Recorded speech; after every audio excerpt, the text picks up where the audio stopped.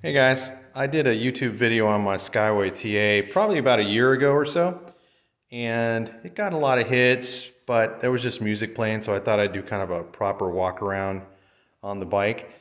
Sorry about the lighting. I tried to add as much light as I could in my garage, but it's a garage, so maybe I should have did this in the day. Anyway, let's take a look. I built this bike in 2017. I picked it up on Planet BMX. So I ordered the frame and fork on Planet BMX. I've ridden Skyways in the 80s. As a matter of fact, I was a huge fan of Skyway. And when these frames first came out, I wanted to get one. I just didn't want to spend the money on it at the time, but I decided a couple years back, I go, oh, I just have to have one. Now I'm very glad that I did it because they're just getting harder and harder to get. I know guys have been waiting for their frames for over a year, and so I'm pretty stoked that I was able to get hold of this. As far as this build's concerned, I bought the frame and fork first, and I just got the tough wheels with it. Now I ordered it all through Planet BMX, and it was awesome because I found this promotional code that allowed me to buy the frame, the forks, and the tough wheels at a discounted rate. So I think I spent just under $500 to get it. Which was still kind of a shock to my wallet, but you know, I had to have it. I just always wanted it. I'm going to keep this there forever, probably. Once I got the frame and fork, it kind of sat around for a little while, and in my mind, I put this bike together several times. I just wanted to do it exactly the way I wanted it. What I was kind of shooting for was a retro look, but I also wanted it to have, you know, a modern race look to it too. So I mixed the parts up a little bit. Some purists probably won't like it. I did get some negative comments on Facebook on some of the things I did, but you know, my bike, my build, what are you gonna do? So what I started off with is I contacted Planet BMX and I got the Pro Max stem. I love the color of this dark red anodized look. I just had to have that. I thought it would look very cool. I was originally gonna go with a chrome and red look to this bike, but I'll get to that in a minute. I went more chrome and black. Once I got that, I went over to Robbie's bike shop. They went ahead and put in the new headset for me, installed the stem, and you can see I dropped the stem. I just slammed it down to the top tube. I just thought that looked pretty sick. And honestly, it rides really great. The handlebars, they're actually S&E race bars. And honestly, I think they're a little bit too wide. I don't really like the way that looked. I think I'm gonna probably switch these out to go into like an S&M bar. I think it's smaller, narrower, because every time I look at it, it just looks too wide. And when I've ridden it, they just feel tall and wide. So I'm more than likely gonna swap that out. And I picked up these brakes from Robbie's bike shop as well. The handlebars, going back to that, I got those from a bike shop that basically was going out of business, so I got those very cheap. I forgot the name of the bike shop, so I apologize. But I went with box brakes. Now, these brakes were kind of expensive, but I went with these because I just kind of wanted to put the best I could afford on the bike. The brake set was pretty expensive. I love this cable because it's kind of hard to tell in here, but it's kind of a red anodized finish on it. And I just thought that looked super cool, so I just had to have that. And Robbie's, of course, hooked that up for me. And then the back, the V-brakes, all box, that looks really cool. Again, a modern look on a more retro bike, but I wasn't sure what my plans were with this when I was building it. I just was going with whatever was in my head. Now, the seat post and the seat. Now, I've gotten a lot of comments on this because obviously that's not a Cashamax seat or, you know, an Aero seat, the straight plastic seat that most guys put on Skyways. I got to tell you guys that this SDG Allure seat, I just thought it looked sexy. I just loved it. I love the lines on the seat. I think it's more tuned for like mountain bikes, road bikes, but for some reason I thought it looked sexy. And the bike shop that I got it from is where I got the handlebars from. So I grabbed the seat and the seat post and I put it up against the bike with the black bars. And I asked the guy at the bike shop, I go, man, what do you think of black and white for the Skyway, and he goes, man, you can't go wrong. It's a Skyway. So I'm like, yeah, you know, I'm going to definitely buy this seat. As far as the comfortability goes, it's a BMX race bike, so, you know, seats are seats. They're not made to really be sitting down on. But honestly, if I crank the seat post up, I sit down, I can ride it around. It's not that horrible. I got this old school looking seat clamp here over at Planet BMX, Diacomp, old school, kind of mixed with the new school, like I said. Dark red anodized, which happened to match the stem almost perfect. And I gotta say, matching anodized parts is not easy. I mean, that was probably the most difficult part of this build, but I did as best as I could. And this lighting is actually generous because some of the parts don't match as well as I would like.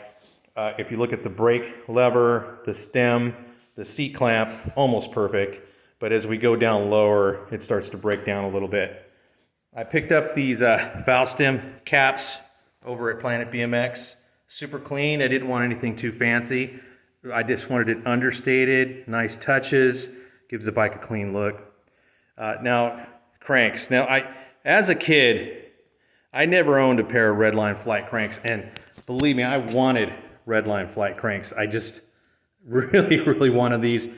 I never got them. Back in the day, you know, I was running one-piece cranks on the Skyway that I was racing. Everybody was really running one-piece cranks.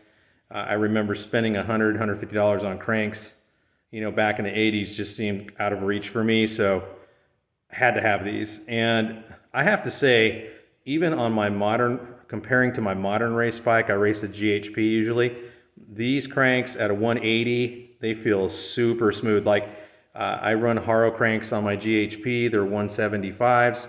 That's my normal race bike, but when I've never raced this, but when I've taken it to the track, I gotta say that it's just very smooth.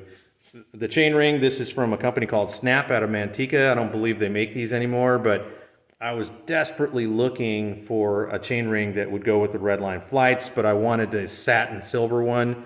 I did not want a black one, and I just could not find one. I found some knockoff ones that were red and blue, but they didn't have the look I was looking for. But I got this over at Anderson's bike shop in Manteca, and I just thought, oh, that's got to be it. That's going to work perfect.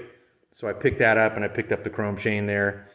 These pedals, I got it over at Robbie's bike shop. These are actually Origin pedals. I believe these are more mountain bike driven pedals.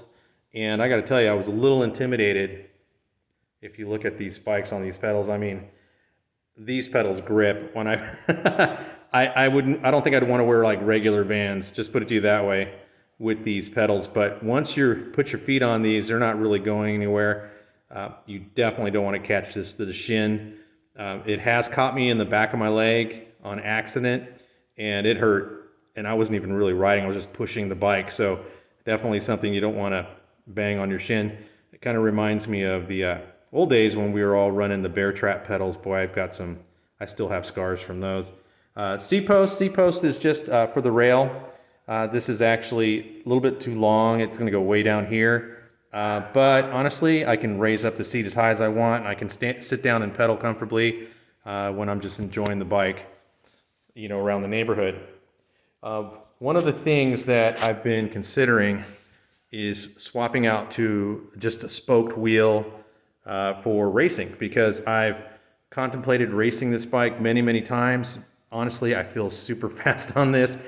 The tough wheels, as we all know, they're beautiful, but they're really not the best when it comes to racing. So I have to make a decision if I'm going to race the bike or not. And honestly, because it's so clean, I don't want to scratch it and get it dirty. So I know it's like make it sound like a carpet queen, but I mean, that's where I'm at with that. I'm just afraid I'm going to damage it. So I haven't raced it at all. But again, I've been kicking around the idea of maybe throwing a set of wheels on here.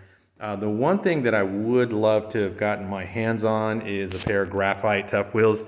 I mean, I think that just finishes off the look of this bike. Graphite tough wheels are, as everybody knows, super expensive. So I haven't had an opportunity to grab a set. I kind of find it hard for me to say, oh, here's $300-400 for a set of tough wheels. I don't know. And so I just decided not to do that for right now.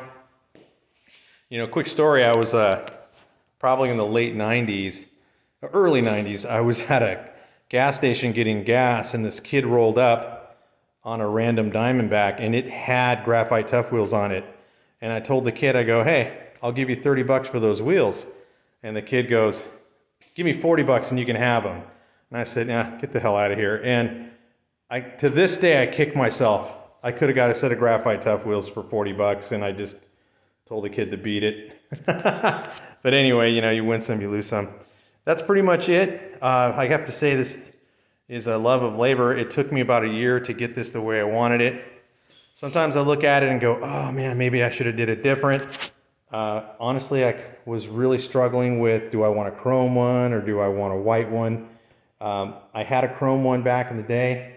I raced it. If you look over here on this picture, it's very dark, but you can see I'm on a chrome Skyway. That's me and my cousin James. We did a lot of racing together.